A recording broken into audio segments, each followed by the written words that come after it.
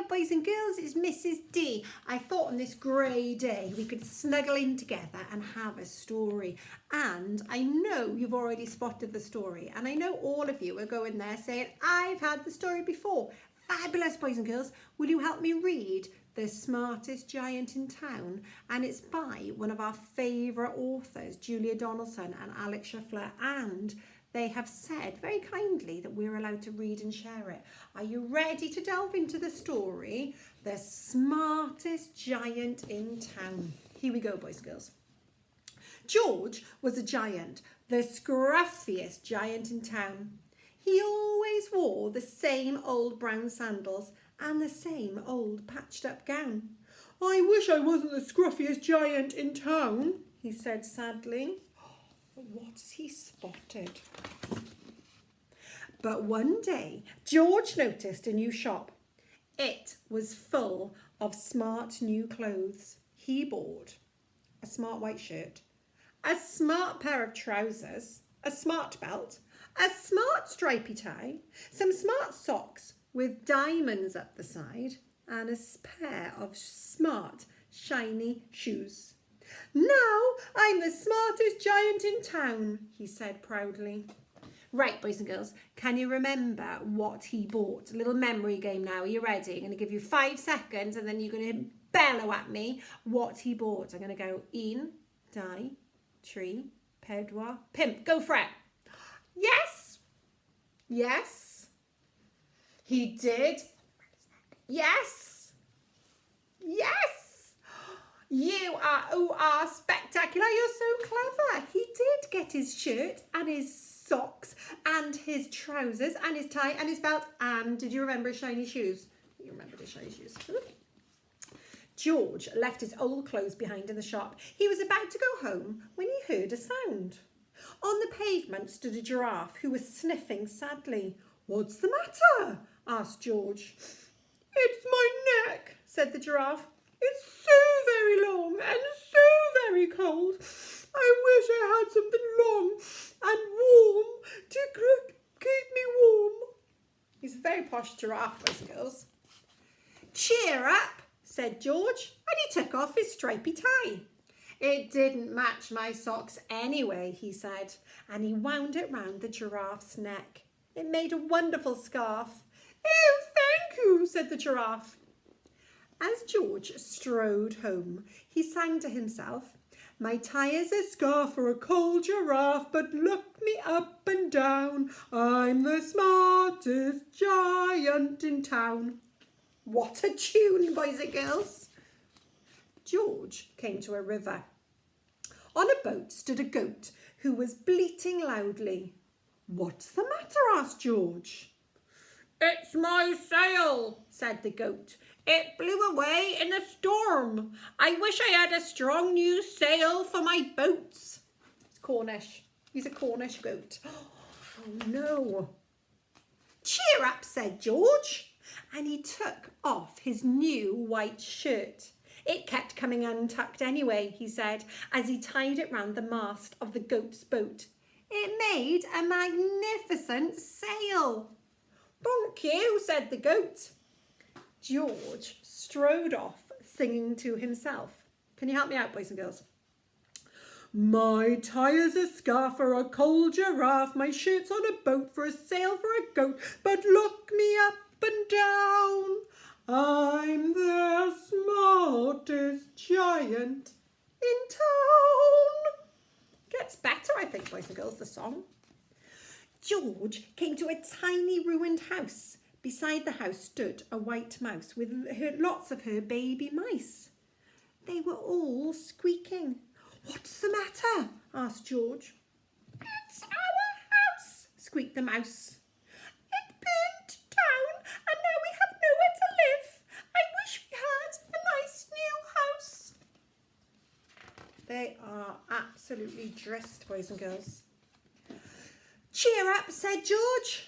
And he took off one of his shiny shoes. It was giving me blisters anyway, he said, as the mouse and her baby scrambled inside. The shoe made a wonderfully perfect home for them. Thank you, they squeaked. George had to hop along the road now, but he didn't mind. As he hopped, he sang to himself, "Help me out, boys and girls. My tie's a scarf for a cold giraffe, my shirt's on a boat for a sail for a goat, my shoe is a house for a little white mouse.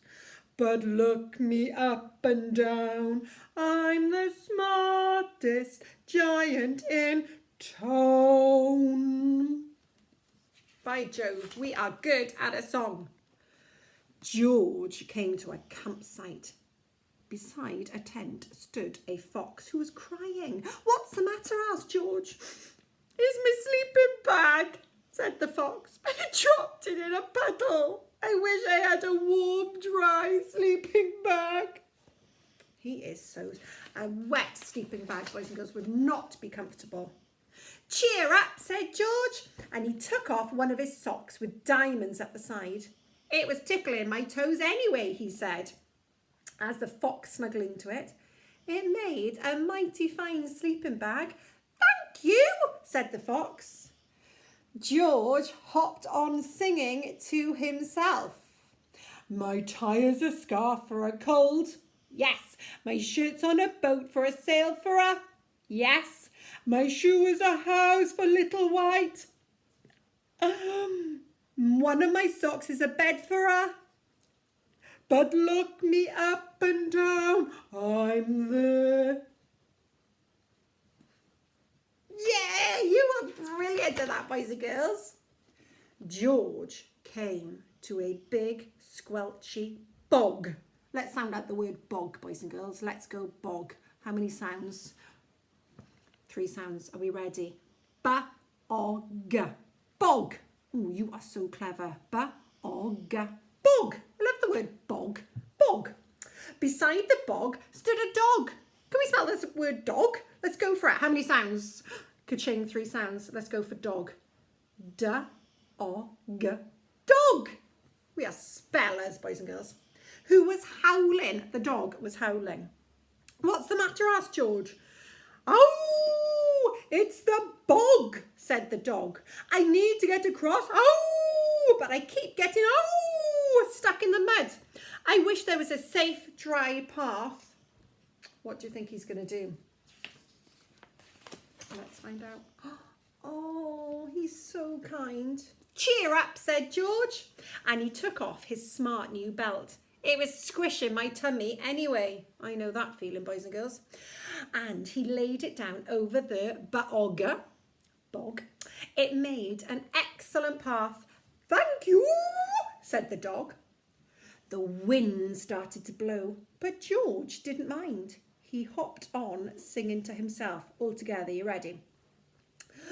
"My tie's a scarf for a cold giraffe, my shirt's on a boat for a sail for a goat, my shoe is a house for a little white mouse, one of my socks is a bed for a fox, my belt helped a dog who was crossing a bog, but my trousers are falling down, I'm the coldest giant in town." Oh, boys and girls, what a hoot, he's lost his trousers. Oh, suddenly George felt sad and shivery and not at all smart. He stood on one foot and thought, "I'll have to go back to the shop and buy some more clothes," he decided. He turned around and he hopped all the way back to the shop. Boys and girls, I'm feeling sad for him. But when he got there, the shop was closed. "Oh no," cried George. He sank down to the doorstep and a tear ran down his nose. He felt sad as all the animals he had met on his journey. Then, out the corner of his eye, he saw a bag with something familiar poking out of the top. George took a closer look. "My gown," he yelled, "my dear old gown and my sandals." George put them on. They felt wonderfully comfortable. "I'm the cosiest giant in town," he cried, and he danced back home along the road. Outside his front door stood all the animals he had helped. They were carrying an enormous present. "Come on, George," they said, "open it." George untied the ribbon. Inside was a beautiful gold paper crown and a card. "Oh, look inside the card, George," said the animals. George put the crown on and opened the card. Oh, look at this, boys and girls. We've got to sing the song. Are you ready? Your tie is a scarf for a cold giraffe. Your shirt's on a boat as a sail for a goat. Your shoe is a house for a little white mouse. One of your socks is a bed for the fox. Your belt helps a dog who was crossing a bog. So here is a very fine crown to go with your sandals and gown of the kindest giant in town. I nearly said dragon. We could change the word. We could call it the smartest dragon in town. You could make your own story. Oh, boys and girls, do you know what? Kindness is what is making the world a very special place at the moment, and a lot of people are being kind, just like the animals and just like the giant. What goes around comes around, boys and girls. I hope you enjoyed that story. I hope you loved my singing. I have an exceptional singing voice, boys and girls. Anyway, you have been spectacular. I have been Mrs. D. We've sprinkled some sparkle. I'm going to have a cup of tea because you're the smartest children in town.